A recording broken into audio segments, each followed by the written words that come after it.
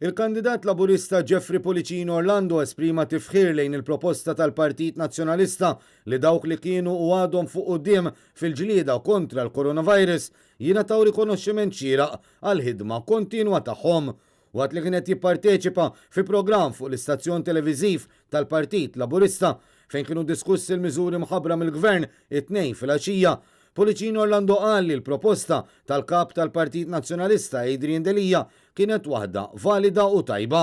Li inti żżid ir-rikonoxximent lej il-professjoni medika għatmi ħaġa ħażina. Tajjeb li wieħed jgħid wadri verament sar suġġeriment along these lines il-bieraħ mill-kap tal-Oppożizzjoni, suġġeriment validu. Fl-istess programm ipparteċipa wkoll il-konsulent dwar l-impjiegi Gejtu Vella li appella lill-Gvern biex jagħti għajnuna lill-familji, partikolarment biex jiġi indirizzat il-pis li ħallu magħhom il-kontijiet ta' dawlu l-ilma. Fiċ-ċirkostanzi li għaddejjin minnhom bħalissa, il-familji għandhom bżonn min jgħinhom ukoll. Ejja napprezzaw li l-pandemija poġġiet il-familji d-dar. U allura il-konsum tagħhom żdied u żdied sostanzjalment. U allura kienet tkun miżura tajba.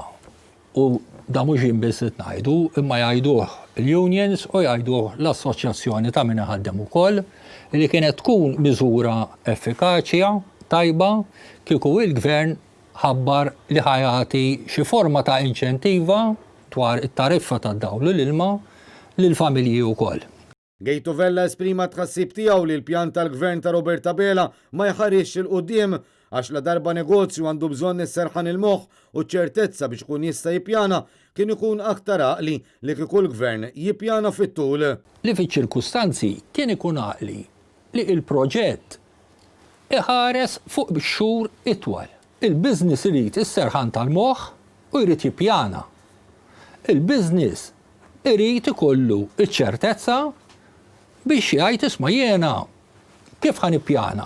Dwar l-isfidi tal-futur, Jeffrey Policino Orlando għamel referenza għas-sitwazzjoni medika fejn tenna li l-kriżi tal-Covid f'pajjiżna għadha fluida anke mill-aspett tas-saħħa, tant li għadna ma nafux se jiġri f'Ottubru. Situazzjoni li ħirġin minn pandemija u bir-rispett kollu li kulħadd bħala persuna background mediku gejtu le ma nafux ħajġri f'Ottubru ħanerġa' nsostni. U fuq tema kompletament differenti, jidher li Policino Orlando nesa dħul f'pajjiżna ta' 425 immigrant irregolari fit-tmiem il-ġimgħa li għaddiet.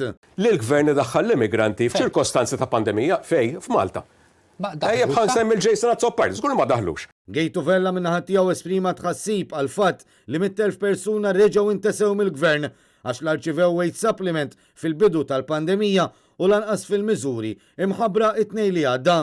Il-konsulent dwar l-impjiegi staqsa għaliex uħud minn dawn il-miżuri ma ddaħlux fis-seħħ mill-ewwel bit-tama li konna nevitaw iż-żieda li kien hemm fl-ammont ta' nies bla xogħol.